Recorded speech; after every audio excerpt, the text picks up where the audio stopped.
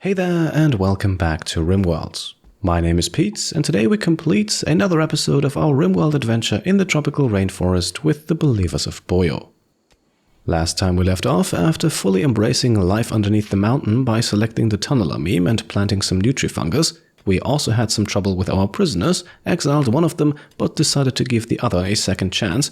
At least that is what I think we should do after reading through all of your comments on that last video.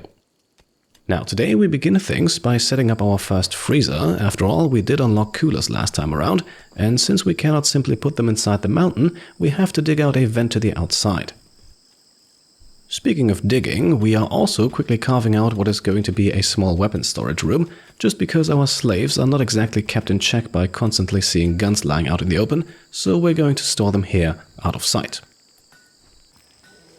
For the freezer, we also want to make sure that the stove is moved out, as it emits a small amount of heat, and since we are in the tropical rainforest, our coolers have enough work to do as it is. And yes, I realized that this small tunnel to the outside here is a potential weak spot of our base design, which is why I went with a granite door at the end instead of a simple vent. The door here can be closed in case of emergencies, and perhaps we can even install a few more if temperatures don't get too high as a result. With all of that taken care of, it is then time for Brandon's yeoman ceremony. He has earned enough royal honor for this next rank, so let's begin the bestowing ceremony right away as soon as the Imperial Bestower and their entourage are in position. By the way, after reading your feedback, I did reinstall the Choice of Psycasts mod that we also already used in the Cult of Jinx series, just so we get a bit more of a choice over Brandon's psychic abilities. And those are bestowed upon him in a grandiose ceremony, which actually earns him enough extra honor to immediately jump up to the next rank of Acolyte. Now, we can't give him that title just yet, it requires a meditation throne and a few other small adjustments, but let's select his Psycast now from a choice of 3. As you can see, we have Burden, Word of Trust, and Light Psychic Slug from the Combat Psycasts mod, and that last one is actually also what I think we'll go with. Perhaps we can give Brandon a few more Psycasts from that mod to build him up noticeably different from Light or Wyatt. A short while later then, we are given another chance to earn some honor as the Empire offers us a forced weather quest. We need to accept a rainy thunderstorm for 20 days, and I think there is very little downside to doing so, especially in the rainforest, and since we do have a few shock lances as well as an Eltex helmet already in storage, I would say let's give Brandon even more honor. I would like to level him up to at least the rank of Knight, so that we can then trade with the Empire.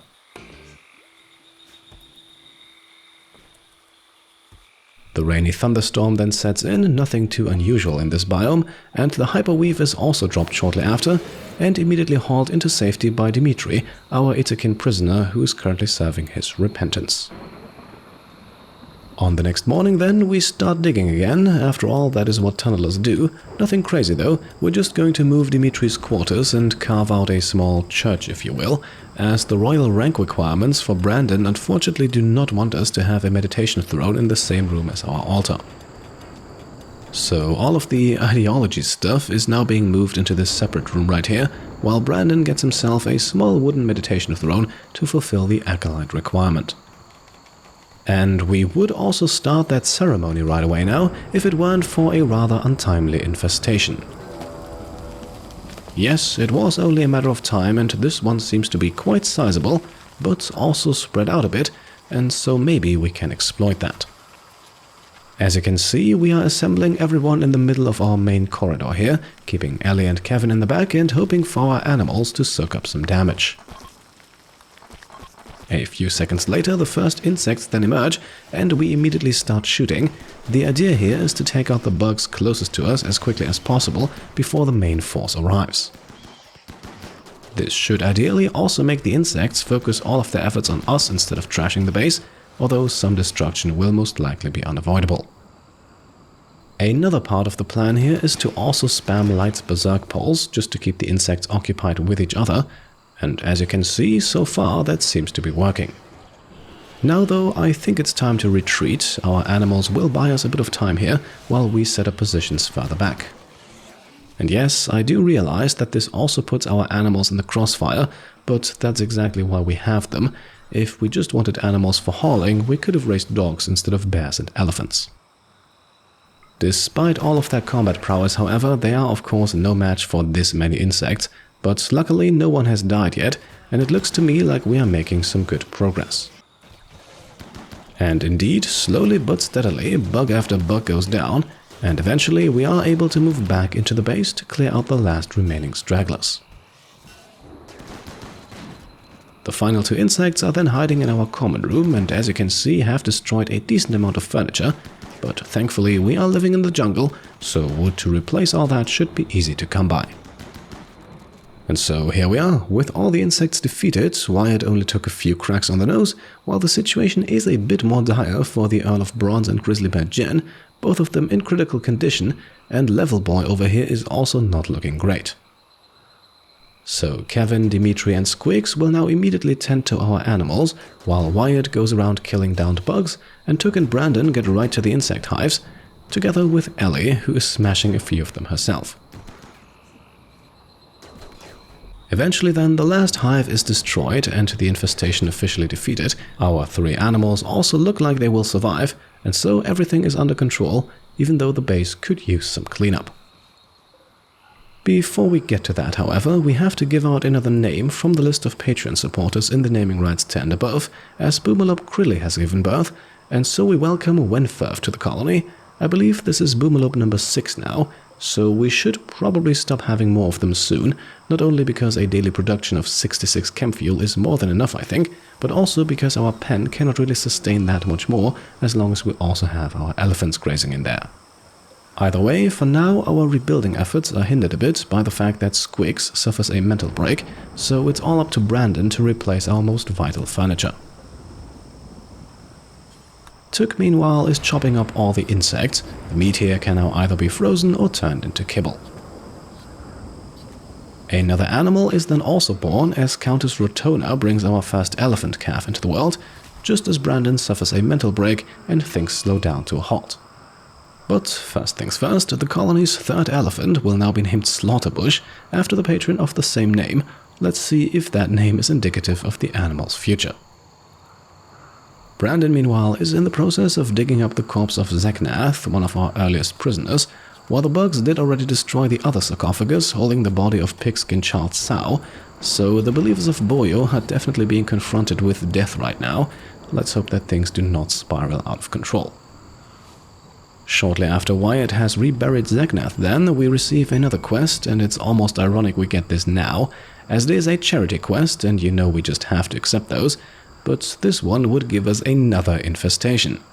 Now it would also give us another colonist, so that's nice, and we would also get an entire day to prepare, but unfortunately we cannot really delay that much longer, as the quest already expires in just 7 hours.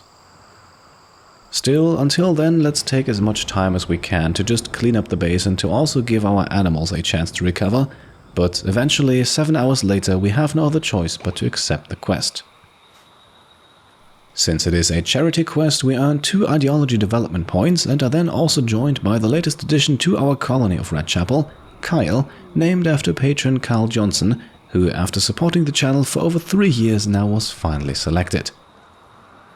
And Carl seems to be focused mostly on plant work and melee combat, so perhaps the role of a mushroom farmer is in his future, and he is also industrious, so he should work a little faster.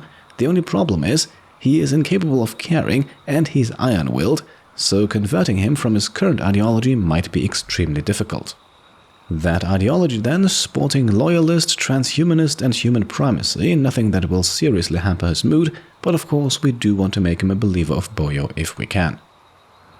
Still, for the time being at least, Carl gets himself into an outfit suitable for melee combat, a marine armor and helmet, unfortunately though both tainted, but at least the iron will trait ensures that he most likely won't suffer any mental breaks.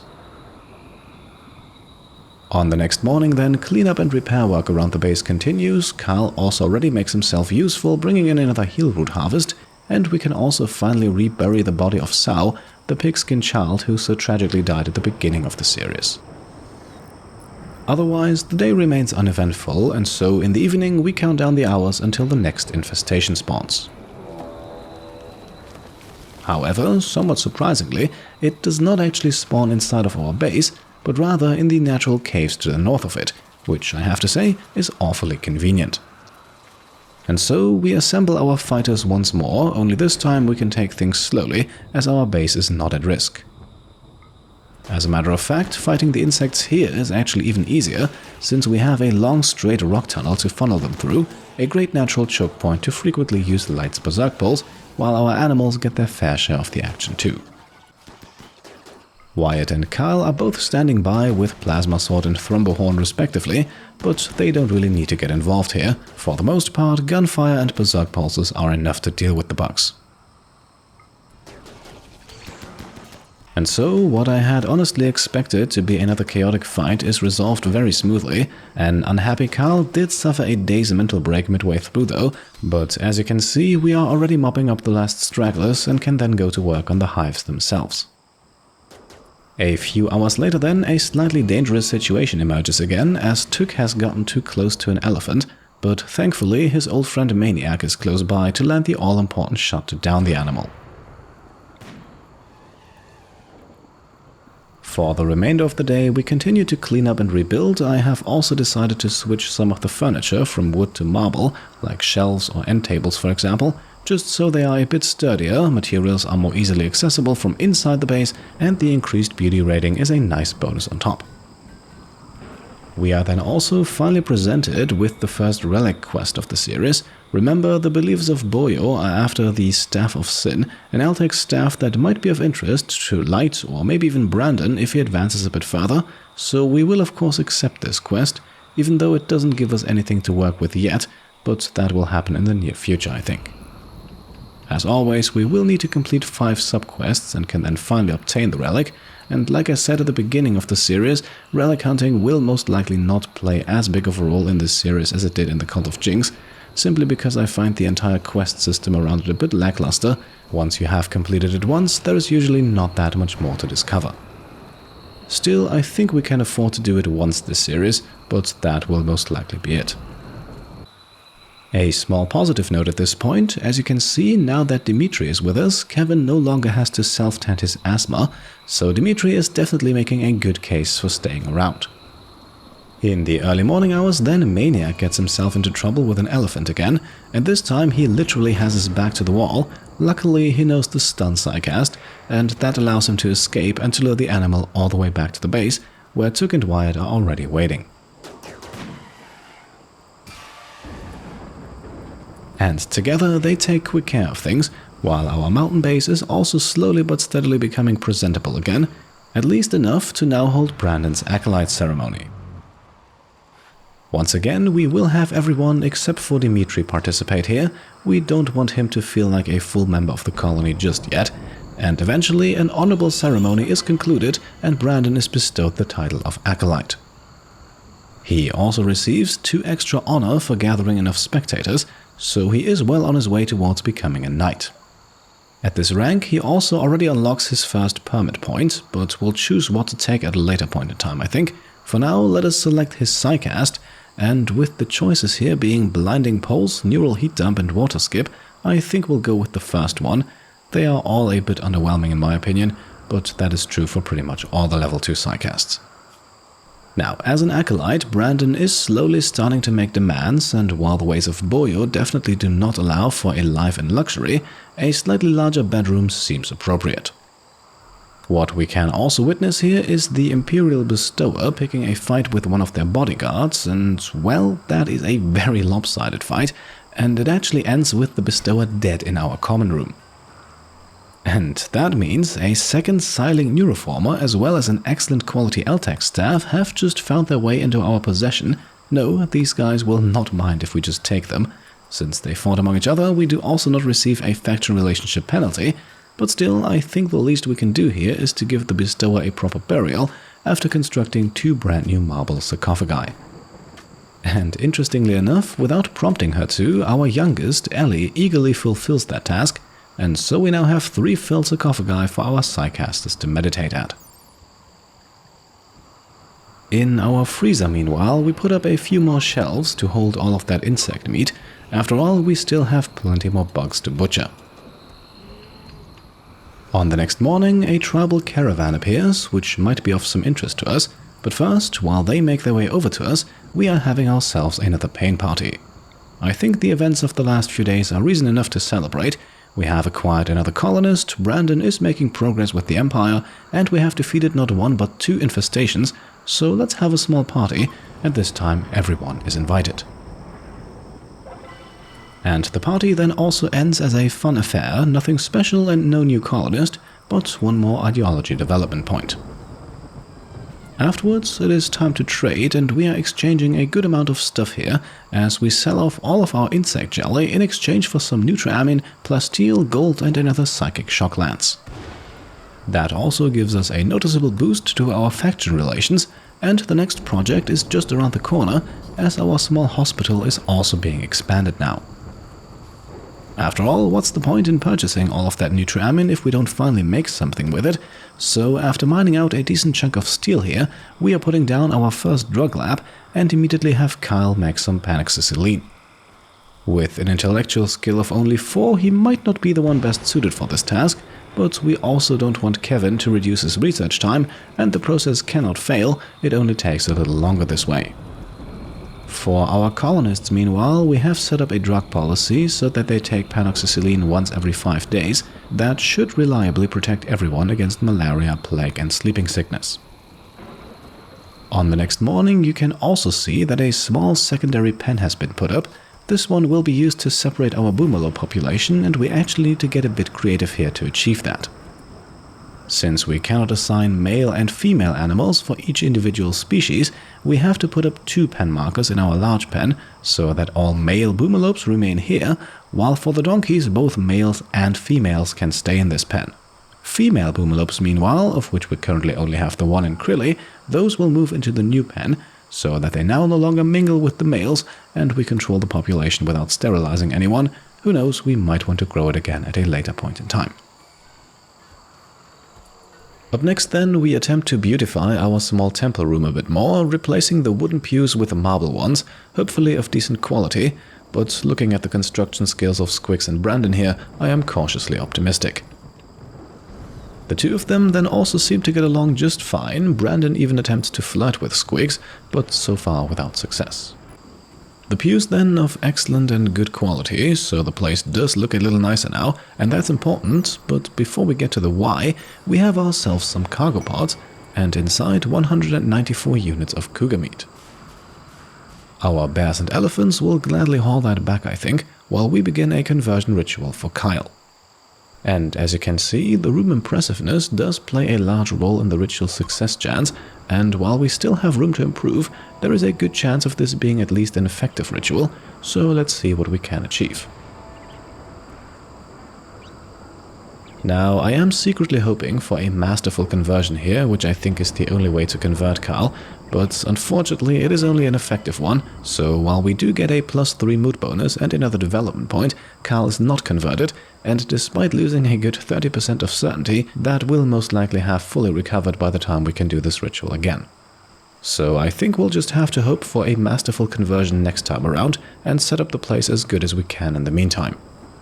Kyle himself, meanwhile, eagerly begins his first mushroom harvest, with each nutrifungus yielding 8 to 9 units, so we are quickly stockpiling a decent amount of the stuff. A short while later then, another quest pops up, and this one I had actually been waiting for quite some time now. A group of sanguophages want to meet at our colony. Now, sanguophages are essentially Rimworld's version of vampires, added with the Biotech DLC, although their description does not necessarily paint them as evil. Instead, they are described as ageless, deathless superhumans, beautiful and extremely intelligent, able to heal any injury and never suffering from disease or poison. In exchange for all of that, they do occasionally need to feed on hemogen, essentially human blood, so it's not all rainbows and sunshine. If we accept this quest and let them have their meeting at our base, they will also offer to transform one of our colonists into a sanguophage, and this is where I'd like to hear your thoughts. I have read the comments on the last few episodes, and it seems to me like a lot of you like the idea of repenting through self-improvement via the transhumanist meme, and I actually think that this here might just fall into a very similar vein, perhaps one that is even more suited to the guilty meme, repenting through self-improvement by becoming sanguophages, and of course paying the price for it. So essentially, charitable vampires, a concept that I honestly feel intrigues me a lot more than I had expected, but as always, let me know what you think about it.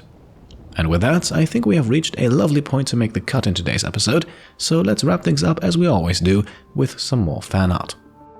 Up first, we have another submission from Isaac Young, this one depicting the colonists sitting around the table in their common room, with Ellie having a cute little kids table, and with Wyatt and Brandon shunned in the corner, being too ugly to participate. We also have an absolutely adorable rendition of Squig's Ellie and the Earl of Bronze, submitted by Cheryl Taylor. And that's already all for this week, but of course, if you want to send in some artwork of your own, feel free to send me an email to pete@petecomplete.com. And with that, let's make the cuts. As always, I hope you enjoyed today's episode, and if you did, then I would be very happy if you could leave a thumbs up. If you like what I'm doing and want to support me and my channel further, then you can of course go ahead and subscribe to stay up to date, grab some merch over on shop.petecomplete.com, or check out and maybe even pledge to the Pete Complete Patreon. Thank you all for watching, and I'll see you next time. Cheers.